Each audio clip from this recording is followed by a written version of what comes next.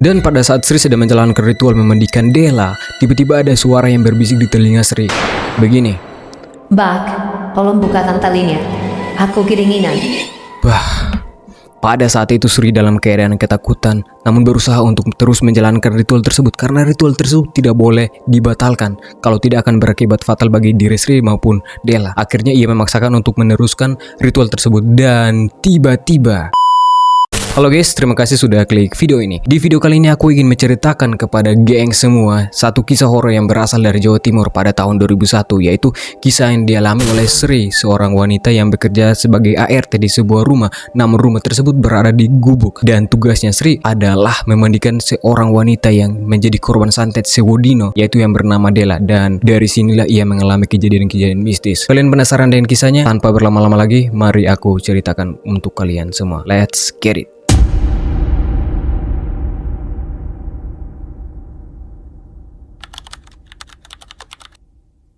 Perkenalkan, dia adalah Sri, seorang wanita muda yang pada saat itu sedang dalam masalah ekonomi. Di saat itu ia tinggal bersama sang ayah yang dalam keadaan sakit. Dan karena tuntutan ekonomi mengharuskan Sri untuk mencari pekerjaan untuk mempertahankan kehidupan mereka. Dan pada saat itu ada sebuah agensi penyalur ART yang menawarkan jasa untuk Sri bekerja sebagai ART dengan bayaran 5 juta per bulan. Oke, sebagai informasi bagi teman-teman semua bahwa pada tahun 2001 uang seharga 5 juta itu sangat-sangat besar. Kalau dibandingkan dengan tahun 2026, 5 juta itu setara dengan 26 juta rupiah.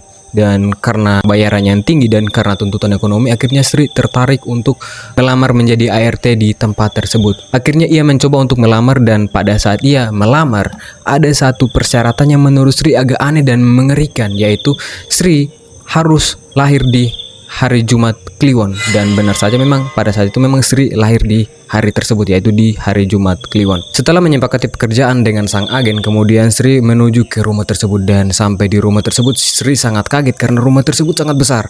Namun yang ia rasakan sangat-sangat mengerikan karena rumah tersebut sangat-sangat dingin dan juga sepi. Dan pada saat itu setelah sampai di rumah tersebut, ia bertemu dengan seorang wanita tua yang memiliki wibawa namun memiliki pandangan yang sangat datar. Dan tanpa basa-basi, wanita tersebut langsung mencoba untuk mempertanyakan kesepakatan dengan Sri, dan kesepakatannya berbunyi begini. Apakah kamu siap menjaga rahasia keluarga ini dengan nyawa kamu? Bush. Oke, next. Mendengar perkataan tersebut, Sri agak terkejut karena kamu membayangkan bahwanya kamu adalah taruhan untuk sebuah pekerjaan. Namun karena tuntutan ekonomi dan juga karena bayarannya yang tinggi, akhirnya mau tidak mau Sri menerima pekerjaan tersebut. Yang dipikir Sri bahwa dia akan bekerja di rumah tersebut, ternyata tidak. Pada saat itu Sri dan kedua temannya yang juga bekerja, yaitu Erna dan Dini, dibawa ke sebuah hutan di Jawa Timur, yang dimana mereka dibawa dengan sebuah truk yang tertutup.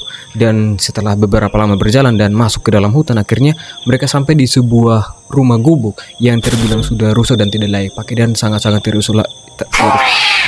terisolasi. Di situ mereka kemudian langsung bertemu dengan seorang dukun bernama Mbak Tamin.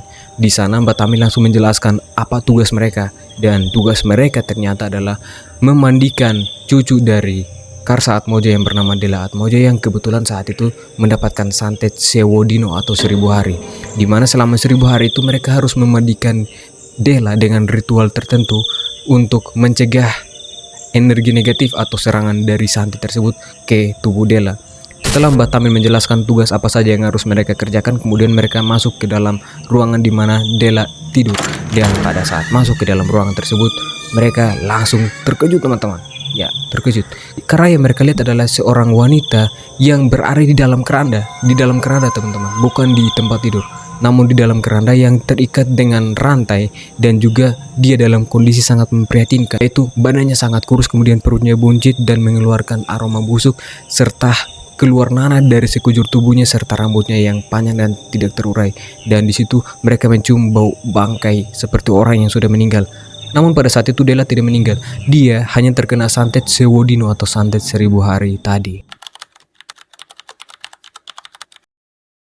Oke gengs, di sini Mbah Tamin menjelaskan bahwa santet Sewudino merupakan santet yang dikirim oleh orang-orang yang tidak suka dengan keluarga Atmojo dengan tujuan untuk menghabisi keturunannya dalam waktu 1000 hari. Dan di sini Dela merupakan korban atau keturunan terakhir. Gengs, sekedar info bagi kamu semua, dalam ilmu hitam tingkat tinggi, Sewudino merupakan sebuah santet yang memiliki kekuatan atau energi yang sangat tinggi, sehingga ketika orang biasa yang tidak memiliki energi yang setara atau lebih dari santet ini, ketika dekat dengan Dela, maka mereka akan gila ataupun meninggal. Dan itulah kenapa mereka merekrut orang-orang yang bekerja itu lahir pada hari Jumat Kliwon, karena orang yang lahir di hari Jumat Kliwon itu dianggap memiliki energi spiritual yang besar dan melebihi santet dari Sewudino. Oleh karena itu Sri dipilih untuk menjadi ART di tempat tersebut karena ia lahir pada hari Jumat Kliwon yang dianggap mampu untuk menahan serangan energi negatif yang mungkin mengganggu masyarakat dan juga membunuh orang yang dekat dengan Dela. Oke guys, di sini Mbah Tamin menjelaskan bahwa Sri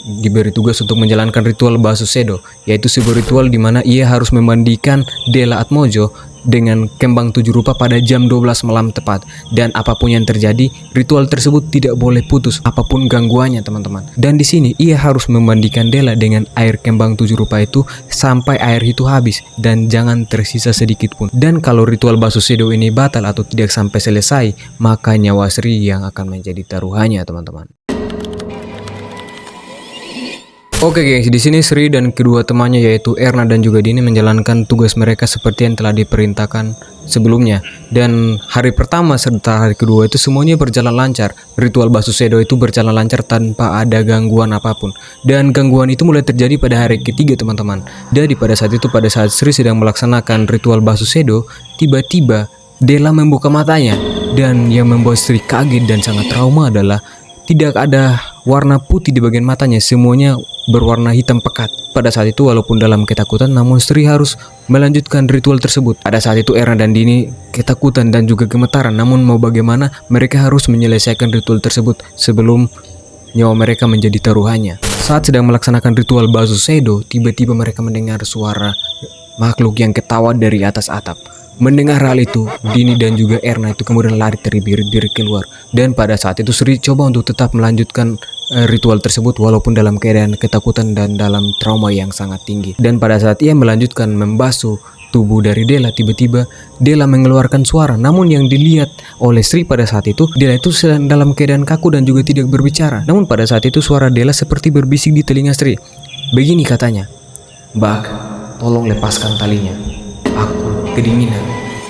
Mendengar hal itu Sri agak kebingungan karena pada saat itu memang Dela sedang tertidur dan tidak bereaksi apa-apa. Dan pada saat itu Sri langsung sadar bahwa yang bicara atau yang membisikkan kata di telinganya itu bukan Dela, tapi hantu, yaitu hantu Sengarturi, yaitu sosok jin yang dikirim, di mana sosok dari Sengarturi ini menyerupai wanita tanpa kulit dengan rambut yang menjalar seperti akar pohon. Wow.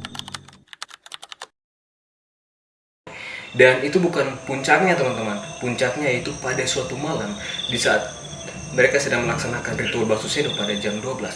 Tiba-tiba ada gangguan lagi teman-teman, yaitu mereka melihat sosok bayangan hantu di jendela. Dan melihat hal itu, salah satu temannya yaitu Erna, karena ketakutan dan juga kepanikan, ia langsung berlari keluar dari dalam ruangan tersebut. Oke teman-teman semua, sekedar info bagi kalian bahwa ketika melaksanakan ritual Basusedo, ketiga wanita ini wajib berada tetap di dalam ruangan tersebut dan tidak boleh ada yang lari.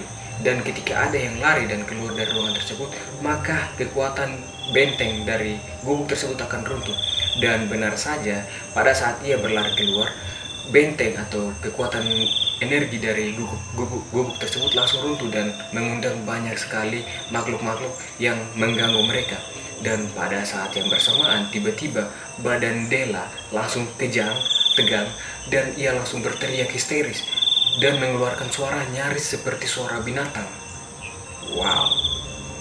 Melihat hal itu kemudian Sri bingung dan juga panik bagaimana apa yang harus dia lakukan sekarang. Dan pada saat itu ia memutuskan untuk terus melanjutkan ritual tersebut. Selama proses ia menyelesaikan ritual Basusedo, banyak sekali makhluk halus yang merayap di dinding, kemudian di atas atap yang mengganggu, dan sewaktu-waktu akan menyerang Dela, Sri dan Dini jika ritual tersebut gagal. Namun di situ Sri mencoba untuk tetap berusaha menyelesaikan ritual dan menghabiskan air kembang 7 yang ada di dalam baskom tersebut. Dan alhasil sebelum fajar tiba, Ritual tersebut pun diselesaikan oleh Sri.